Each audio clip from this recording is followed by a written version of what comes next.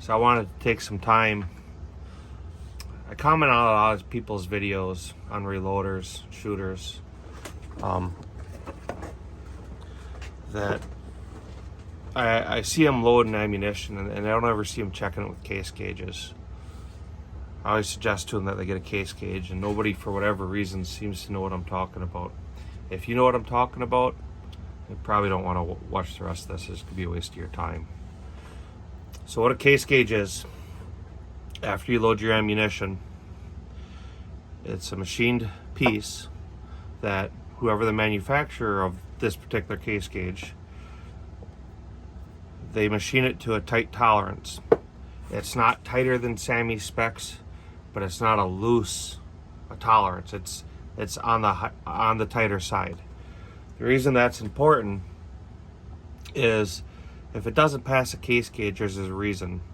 A lot of times you don't see it and you don't measure it, but the gauge will find it.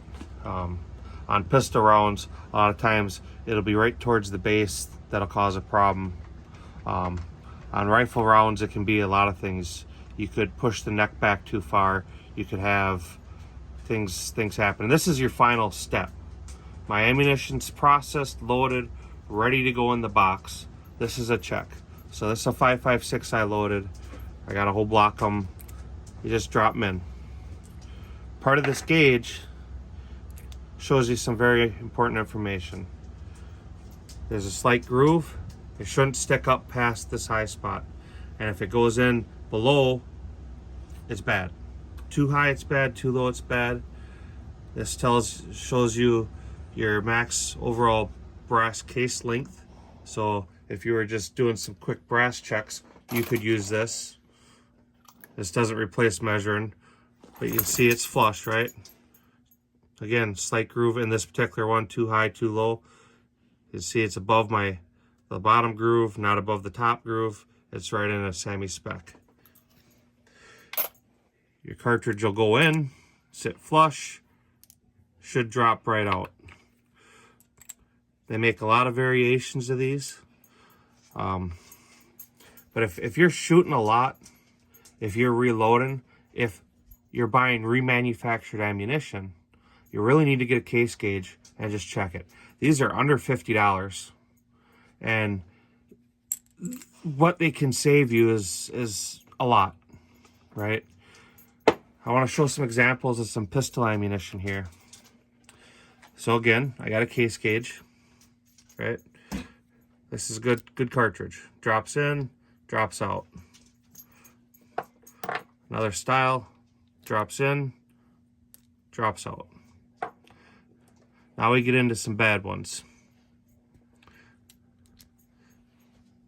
See how high that protrudes? I won't go in. Now you say, well, I would catch that. It probably wouldn't chamber. Here's a Glock barrel. Fully chambers. Doesn't bind in the chamber at all. Here's a CZ chamber, or a CZ barrel. One of my Checkmate barrels. Again, chambers no problem. Here's another CZ Checkmate. This is my second barrel. Again, same thing, right? Now what's going on is this brass is bulged, and it's right down at the base, which incidentally, if you look at your cartridge, that's the part that's unsupported, right? That's where when people are blowing up their guns, you're seeing these SIGs blow up, you're seeing people blow up Glocks. This is why. Okay? And it happens with factory ammunition too. This isn't just, I reloaded my ammunition, I gotta check it. I'm not saying check your factory ammunition. As a reloader, you must, absolutely must use a case gauge to verify. So again, this one's bad. You see that? It chambers. Is it safe to fire? No, it's not. That one not as bad, but it doesn't pass, right? Again, it'll chamber in a gun. If you're not checking them, you wouldn't know until it lets go.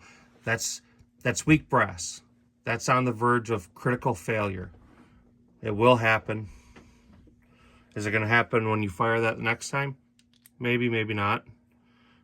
You know, I can show a lot of examples if anybody's curious of what happens when brass gets weak, you know. But these will cause, depending on your gun, like our AR-9s, it'll actually fail the chamber all the way, and then you get an out of battery detonation. We get that with bolt bounce as well.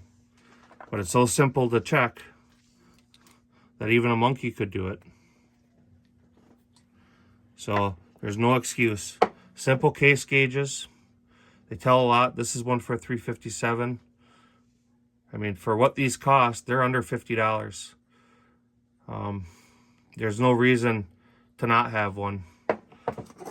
My rifle one, this is a Wilson. This is a pretty good one.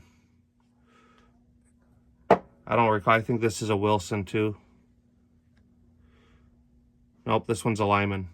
But if you're, long story short, if you're reloading or if you're using remanufactured ammunition, spend a couple bucks.